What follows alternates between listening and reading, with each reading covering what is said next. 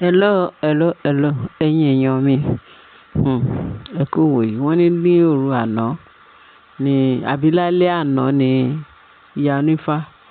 Wọ́n ní bó ṣe sá belebele lọ sí ààfin. Ó sọ fún kábíyèsí pé kábíyèsí òun rí ọwọ́ Ashley. Ashley ti ṣe nǹkan burúkú sílẹ̀ o.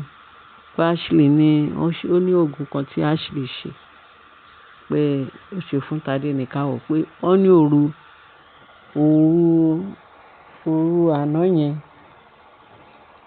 àná yẹn ni kíní yẹn fẹ́ dáhùn, iṣẹ́ yẹn fẹ́ dáhùn lára ọ̀tá Tádéníkáwò. Pé nǹkan tó ṣẹlẹ̀ ni pé òun fẹ́ reverse kíní yẹn sí pé instead tó máa fi ba láti tó máa fi bá Tádéníkáwò, òun fẹ́ reverse sí Adémákinwá. Wọ́n ní kábíyèsí ní ṣé kò le. Ó ní kí kábíyèsí tẹ́tí dáadáa pé ìdán kan máa ṣẹlẹ̀ o, pé kábíyèsí kó ya kájù o. Wọ́n ní báwo ló ṣe jẹ́. Wọ́n ní kábíyèsí ní wọ́n ní ìyá onífá sọ fún kábíyèsí pé ó lọ ṣe oògùn fẹ́ dán agbára kágbára wò lára Tádéníkáwò. Òun fẹ́ reverse sí orí ọmọ Ashley. Wọ́n ní kábíyèsí ní báwo nìyẹn ṣe fẹ́ jẹ́? Báwo ni irú yẹn ṣe fẹ́ ṣẹlẹ̀? Ó ní òkè kó tó mọ nǹkan tó ṣẹlẹ̀ pé wàá rí lára Adémákinwá. Ní kábíyèsí wá ní ẹbí ìwé ìmọ̀ wo lélẹ̀. Báwo ló ṣe máa ṣe sí ara Adémákinwá kó padà sára lọ́dán wò lára dá padà sára Ashley? Wọ́n ní bí kábíyèsí àti ìyá onífá ṣàṣe ń fa ọ̀rọ̀ yìí. Wọ́n ní kábíyèsí wá bẹ̀rẹ̀ sí níbẹ̀ ìyá onífá. Ìyá onífá ní kábíyèsí ọmọ ọba ọmọ kábíyèsí Tádéníkáwò. Ṣé ẹ mọ bí ọmọ yẹn ṣe wúlò fún wa ní ààfin àbí nílùú yìí? Tí Ashley lòun fẹ́ ṣe ọmọ yẹn léṣe, ká sọ bẹ́ẹ̀ yẹn kó fẹ́ ṣe léṣe. Ìyá onífá lòun ò ní gbà o. Kábíyèsí ní kó jọ. Wọ́n ní kábíyèsí bẹ̀rẹ̀ sí ní pé ọmọ aláìṣẹ̀ kó fi yẹn lẹ̀. Kọ́ fèsì Ashley fún alára rẹ̀. Wọ́n ní ìyá onífá kọ̀ ní ó máa feel pain títí ó fẹ́ ṣe sí Naomi kí Naomi lè rí pain yẹn. Ó ní ó máa dá padà sí ara Ashley, ọmọ Ashley gangan, kó lè mọ bó ṣe máa dùn pé tí wọ́n á ṣe irú ẹ̀ fún abiyamọ, kó lè mọ bó ṣe máa ní tààrà bára ṣe máa ta irú abiyamọ bẹ́ẹ̀. Wọ́n ní ó tán o. Wọ́n ní kábíyèsí ìyá onífá ṣàbínú lọ. Kábíyèsí ní irú kí wà lélẹ̀. Pé ṣe ni ìyá onífá ẹbí kábíyèsí wá pe Ashley pé Ashley kọjá síbí. Àṣírí ẹ̀ tú the way tí ó sọ pé ó fẹ́ ṣe ọṣẹ́ ní ààfin yìí tí Ọlọ́run ò gbà fún ẹ pé ìyá máa jẹ bastard sí ẹ lára. Wọ́n ti rí àṣírí ẹ̀ tí wọ́n ti sọ pé kíní yẹn kọ́ tó fẹ́ ṣe fún ọmọdé ọmọ ó máa dáhùn lórí ọmọ ẹ̀. Ó ní kábíyèsí ó ní ṣe ni Ashley máa ń wọ̀ pàkópàkó pé kò rí pé láyé ta ló sọ fún kábíyèsí pé òun lọ ṣe òun lọ ṣe pé òun ṣe nǹkan kan òun ṣe. Ó ní kò burú. Ó ní ṣòrí tó bá ṣe ibi sọ́mọ ní kejì ibi náà ló máa bẹ́ẹ̀. So nǹkan tó bá fẹ́ ṣe kó yára láti ṣọ́ra láti ṣe torí tó bá ṣe ó máa lẹ́yìn fún ẹ. Wọ́n ní kábíyèsí sọ fún un. Wọ́n sọ pé rọ́ ni bí ìyá onífá ṣe wá jáde.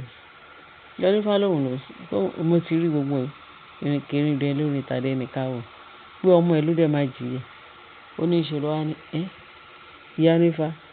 Wọ́n ló wá bá ìyá onífá léèrè. Wọ́n ní steady bí kábíyèsí tún ṣe ń bẹ ìyá onífá pé kó má jẹ́ kí irú nǹkan bẹ́ẹ̀ yẹn ṣẹlẹ̀. Wọ́n ní ṣe Ashley ń bá ìyá onífá ṣe ó ń bá ìyá onífá argue. Wọ́n ní bí kábíyèsí ti pẹ̀yìn dà. Ìyá onífá kàn kúrò ńbẹ̀. Ìyá onífá ò sọ nǹkan. Bí later ni ìyá onífá wá pè ní kábíyèsí wá pè ìyá onífá pé kó má da Ashley lóhùn, pé kó ṣe kinní yẹn, kó tabo Ashley, kójú ẹ̀ lè jà pé iṣẹ́ ibi ò dáa, kó mọ bó ṣe máa rí lára. Wọ́n ní ìyá onífá ní tóun ò bá ṣe pé kí kábíyèsí kó má believe òun mọ́. Alọ́mọ ẹ̀ gangan lòun fẹ́ ta kinní yẹn padà fún, kó lè mọ bó ṣe máa dùn abiyamọ. Wọ́n ní kábíyèsí lẹ́yìn lock up. Ìyá onífá ṣáà kò tiẹ̀ dá, wọ́n ní kò dá kábíyèsí lóhùn. Wọ́n ní kábíyèsí wọ́n ní Ashley wá sọ fún kábíyèsí in as much tí Ashley yìí ń deny pé láyé kò sí nǹkan tóun lè ṣe, òun máa ṣe nǹkan tóun fẹ́ ṣe, pé ṣùgbọ́n ó ń deny fún kábíyèsí pé òun nǹkan lòun ṣe. Ẹ̀tọ́ wọn àti ìyá onífá wá face ara wọn face to face. Ìyá onífá ní tó wá pé nǹkan tó fẹ́ ṣe nìyẹn, ó yá kájọ máa àtijọ́ tó ẹsẹ̀ bọ́ o. Wọ́n ní bó ṣe kò pẹ́ kò jìnnà bí ìyá onífá ṣe reverse kinní yẹn. Póun kàn ní kóun sọ fún kábíyèsí kí kábíyèsí lè mọ ọṣẹ́ tí ọmọbìnrin yìí wà láàfin yìí tó fún lóun fẹ́ ṣe. Wọ́n lé wọ́n ní kò lọ. Ó ní ààfin àwọn lòun láàfin bàbá àwọn ni, kò sẹ́ni tó lè lẹ́nìkan láàfin, kò sẹ́ni tó lè ṣe. Oh my God. Nígbà tí ìdí Ashley bá máa dé pẹ̀lú gbogbo iṣẹ́ ibi tó accumulate sí ààfin tó lóun fẹ́ máa ṣe, tó máa operate, ọjọ́ ń bọ̀ lÓlúwa wí. Wọ́n ní kò tán síbẹ̀ o. Wọ́n ní bí ìyá onífá ṣe reverse kinní yẹn, tó reverse sí ọmọ Ashley. Wọ́n ní bí Ashley kàn ṣe gbogbo ta nìyẹn, tó gbogbo ta. Wọ́n ló kù díẹ̀ kó lọ gbé kinní yẹn kó lọ ṣe, torí òru náà sọ pé òun fẹ́ ṣiṣẹ́ yẹn. Wọ́n ní kó tó di ìgbà yẹn pé ìyá onífá ti di reverse fún Adémákinwá. Wọ́n ní ṣàìdédé ni Ashley kan pariwo pé kán gbà òun. Ọmọ yẹn ní convulsion o. Ó máa ń ṣe bẹ̀rẹ̀ sí ní convert. Nígbà wá yá ọmọ yẹn kò wá check ara mọ́. Wọ́n ní before you know it, Ashley ti ba yí ara ẹ̀ jẹ́, ó ti fa kinní kan wàhálà ni. Ó ti ń ké pé kábíyèsí jọ̀ọ́, kábíyèsí kó gbà òun. Wọ́n ló pariwo pé kí kábíyèsí gbà òun. Ìyá onífá sọ pé kinní kan, kábíyèsí ṣe bóun bẹ́ẹ̀ lọ́wọ́ pé kí ló ṣe tó ló ń bá ìyá onífá ṣe lérí tó ń ṣe. Kó má lọ jẹ́ pé nǹkan tó sọ pé ó fẹ́ ṣe fún ọmọ ọlọ́mọ ló dà sí ẹ lórí, ló dà sọmọ ẹ lórí. Ló bá ní kí ó ní kí kábíyèsí bá òun bẹ ìyá onífá. Ìyá onífá sọ bẹ́ẹ̀, ó ṣe bẹ́ẹ̀. Ìyá onífá sọ pé ojú òun máa rí. Òkè kábíyèsí ló dá. Kí ni ìwọ ṣe tí ìyá onífá fi sọ fún ẹ pé ojú ẹ máa rí? Kí ni tó bá jẹ́ pé ó ní nǹkan tó ṣe, ìyá onífá ò lè dédé lọ sọ fún ẹ pé nǹkan tó ṣe. Kí ló sọ pé ó fẹ́ ṣe fún ọmọ ọlọ́mọ? Ó tàn, ìyá onífá ti dàbá àti ẹ̀sì ẹ lórí. Ìwọ́n bá ìyá onífá mo tún bá ẹ bẹ̀bẹ̀ fún ìyá onífá pé kí ìyá onífá jọ kó jẹ́ kí arígiṣẹ́gi kó forí ara ẹ̀ gbé nǹkan ẹ̀. Ó lọ́mọ ẹ lòun máa dà lé lórí. Ṣó tán bókù? Wọ́n ní bí kábíyèsí ti tètè pàṣẹ fún jà lọ níbi tí Ashley ti ń ké. Wọ́n ní kábíyèsí dẹ̀ ti mọ̀ pé ọmọ yẹn kì í ṣe pé bóyá nǹkan kan máa ṣe, pé ṣùgbọ́n kábíyèsí ìyá onífá ti sọ pé òun ò ní pa ọ́, pé bẹ̀ẹ̀ kó lè ní fún meantime kó lè mọ bó ṣe máa dùn ẹni ẹlẹ́ni tó fẹ́ ṣe ìjàmbá fún ọmọ ẹ̀. Lórí ẹ̀ kóun náà lè rí bó ṣe máa bí tara yẹn ṣe máa rí lára, bóyá ó lè fi repent. Wọ́n ní Ashley ti kéékèèké, ó ti bá yí ara ẹ̀ jẹ́ tó bẹ́ ìyá onífá tó bẹ gbogbo kábíyèsí. Wọ́n ní kábíyèsí ó sì ẹ̀ jàǹpátá. Wọ́n ní kábíyèsí àti ìyá onífá àjọmọ̀ wọn méjèèjì ni. Pé kò pẹ́ wà tán ti rí pé ìdúró òsì bẹ̀rù sí Ashley. Ó ti fẹ́ faint. Wọ́n ní bí ìyá onífá ṣe reverse kinní yẹn back. Bí ọmọ yẹn ṣe sín nìyẹn. Tọ́mọ yẹn jí sáyé, tọ́mọ yẹn lajú tí gbogbo nǹkan tó balẹ̀ lára ọmọ. Wọ́n ní ṣe ni bọ́mọ ṣe jí báyìí. Wọ́n láwọn ènìyàn sọ pé ọmọ yẹn ti jí. Wọ́n ló gba ìyá onífá lọ́gà. Ó gba ìyá onífá lọ́gà.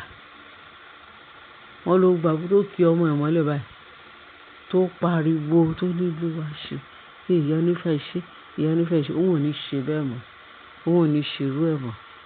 Wọ́n ní pẹ̀lú bí Ashley ṣe fojú di ìyá onífá láàfin, àṣé ìyá onífá òun lọ kọ àwọn àjẹ́ láàfin, òun lọ kọ wọn. Wọ́n ní kábíyèsí wá sọ fún ìyá onífá pé ìyá onífá, òun bìlíìfù ẹ o, òun bìlíìfù ẹ dákú o. Tó ìyẹn pé ìyá onífá lè ṣe bẹ́ẹ̀, àpò òun tún rí àrà lẹ́nu. Pé ẹ̀yin èèyàn wa, wọ́n ní Ashley o, wọ́n ní ó takú sáàfin.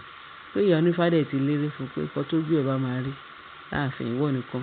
Kò sẹ́ni tó tún máa ṣèpẹ̀ fún ẹ mọ́ pé kó kúrò, wàá fọwọ́ ara ẹ̀ ṣe rẹ̀.